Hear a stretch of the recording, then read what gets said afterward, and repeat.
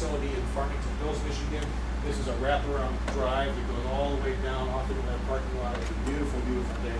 So it's a long course that the drivers have to drive. They have 30 minutes on the course. This is a car that came out of northern Chicago. They did a variety of different innovative things where they had a drivable rear wheel. They locked the front wheels, put GPS systems on the front to monitor speed and performance, and they put the steering in the back, which is a very interesting mechanical component of the three-wheel vehicle. They also put a hinge on the nose so they could tip this thing up this way, which was very unique when it came time to display and present the vehicle. This is a car from Southfield High School. These kids took advantage of a bad moment and they made it a good moment. The canopy is a display canopy that goes all the way over like this. They dropped it and they cracked it right about here. So they decided they were going to make the car more aerodynamic. They trimmed it this way, mounted it on there, and it became a more aerodynamic vehicle for them. These kids had never built anything like this never before in their life. The stories I could tell you are amazing. Teams from Big Rapids, Michigan, by Ferris State University. These are some of my favorite girls on the planet. This team is from Ohio, from Regina High School on the east side of Cleveland. They had absolutely no fabrication devices whatsoever in their school, but they took it on. The long story short, a couple of fun things. Each car was to have a number. Okay? Remember, I'm all about creativity, giving kids and empowering them. 755, they're like 10, 15, 4, 3, 61, 755. Turns out when they got the car, all the cars come with a white shell. At some point they had to drill some holes, and they needed to mark where the holes are going to be drilled. Now these girls have never touched drills, saws, anything. Never. They need to mark the car. So they say, go get a Sharpie or whatever. They didn't have a Sharpie or a marker. So one of the girls, true story, reaches into her purse and she pulls out her lipstick. And they mark the car with her lipstick. And the lot number on the lipstick was 755. So they numbered their car as number 755 after their lipstick that they had. A couple of fun things to share about these girls. They did a wonderful job. I'll show you a picture of them in a minute here. It's the Southfield team. It's a team from Dearborn. This is a team from Northern Chicago. You see all the wiring, all this. The kids did all this. They did all the programming, all the circuitry. So to the robotics, similar kinds of skills and skill sets that they need to incorporate. They did. Was this instead of FIRST Robotics? In many schools, yes, because it's more affordable. They accomplish the same goals, and it's an 18-month project. So that issue, I wanted to get to that earlier too. Well, the issue about everything having to fit into the school year, so that the kids don't just, if I don't get it done now, it's not worth anything to me.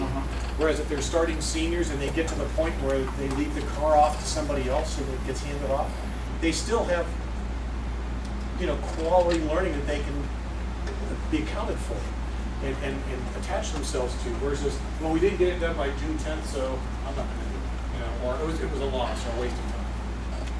So, and if any of you have interest in this stuff, we can talk more about it privately, but this is really key. This car stopped running, all the circuitry, something, the driver's like, I smell something, and sure enough something was burning down here. So the kids rush out, these are the teachers, and that's where they stay. And that's demonstrating, again, we know for sure, that was one of my issues with FIRST Robotics, not to beat up on FIRST Robotics, but I saw too much issue in the pit areas where the robot would come off the floor and would stop working, and I saw too many kids looking over the shoulders of the adults doing the repairs. Here, if it stops working, it's pretty clear who's doing the work, so we built that into the equation. And again, I love FIRST Robotics, good stuff. Then we have our actual, the conference that I told you about. The final competition is on the conference floor. This is the director of electronics at the Chrysler Corporation. He's an amazing man, and he spent significant time with the kids, and they all had to explain to him. The guy in the white hair is one of the chief engineers for General Motors, and he basically designed the Corvette. That's who's working with our kids. This is from above, looking at the show floor, the exhibit area. To give you an idea, this is the judging competition here, looking from above. The exhibit hall goes off. It wasn't open yet, but we were there with judges all getting grilled. In fact, from this university, Dr. Catherine Clark is in this picture somewhere. She was one of our judges. So she's in there right there.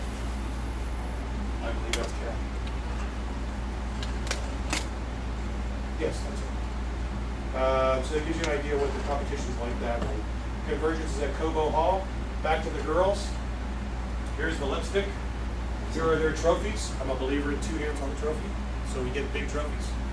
And part of what they had to do was create a presentation and tell their story. You'll see reader boards back here and so forth. These girls made a book. And I'll pass this around. This is amazing. This was one of the tools that they used just online, you know, like iPhoto or whatever, and they told their whole story, as you'll see, in a book. Another tool your kids might be interested to consider in making it permanent. Okay? Really, really good stuff. Oh, I'm sorry, I need to tell one more story. So Sister Maureen, their principal, invites me down last November. Carl, would you come down and say a few words? Our girls are presenting to the community, their families, and so forth. I'd love to, sister. So I go to Cleveland, and it's a beautiful evening in the library. The girls do a PowerPoint and explain the whole process of what they've done. One of their slides said future aspirations. The girls said they'd like to go to college. Of the 7 girls that were there that night, 6 of the 7 said they had decided to pursue engineering because of the Innovative Vehicle Design Program. The 7th or 8th girl, the last girl, was going into medicine. Okay with that? So they asked me to say a few words. I say a few words. Blah, blah, blah, blah, blah. Kids, if we can help you out, we've got strong ties at Michigan Tech, Cleveland State, da, da, da, da. If we can help you, let me know. Parents, any questions, comments, anything you'd like to share? A man in the back of the room, true story, stands up. He says, yes, my name is Dr. Stephen Duffy. I am Department Chair of Civil and Environmental Engineering at Cleveland State University. And based on what I've heard here tonight, I'd like to offer every one of you girls a full scholarship to Cleveland State University if you come to us for engineering. Awesome. 4 of the girls are going to Cleveland State for Yeah. rides. That's awesome. You can't beat Sam with that. And the girls are just absolutely. So like, did they win or what? They took it. They didn't win anything. They went and did it. See, it wasn't, and Cleveland not a- State wasn't looking for who was the top team. It Yeah. was, what did you do? You know, and that's the message that's so hard for kids because our society is so much, well, who won? Right. Was it a competition or is it just the Yes, fact that they? yes. No, they had a competition, and they were in 6 different categories that we judge in. Presentation, one of their awards was for presentation, I think, and one of their awards was for ambassadorship. We require that of the $10,000, they must take $1,000 and do something around their project with middle school students who come to their school. So there's a reach back, an ambassadorship. So we give them the money and the challenge to buy stuff to go work with younger kids. And I think they took first place in ambassadorship. Cool. Cool story, their cars stopped on the big course. It just stopped dead in the water. The girls were spread out all over this big course, out of sight, can't even see them. So 2 girls come swooping in, you know, and they're down, and they're pulling it apart. It's electrical. Where's Nicole? Nicole, get over here! Oh, then comes Nicole. She goes, book it in. She's like, she's in there, go! Oh. They ran out of time. Their car's dead on the course, you know. Turns out, their attachments were all in place, but they wiggled loose and they lost a connection on the vibration. So they learned about tightening everything down, the integrity, and all of that. But Nicole came just flying across. It was just great stuff. This is as a result of that man right there, Keith Thornton. Keith has done remarkable work. We were introduced to him a few years ago, and he wanted to build these underwater ROVs, and he wanted to do more than the $500 he could maybe scrape together as he tore apart old marine parts from boats and things in Traverse City, Michigan. This is a classroom in Oak Park, Michigan, Randy Thomas's classroom and Bill Grimm's classroom. The reason I show you theirs is because he said, we're getting so much attention on these underwater ROVs. Could we do a teacher workshop? So we said, sure, how much would it cost? It was about $6,000, I think. We had 24 teachers for the first time in Traverse City in December.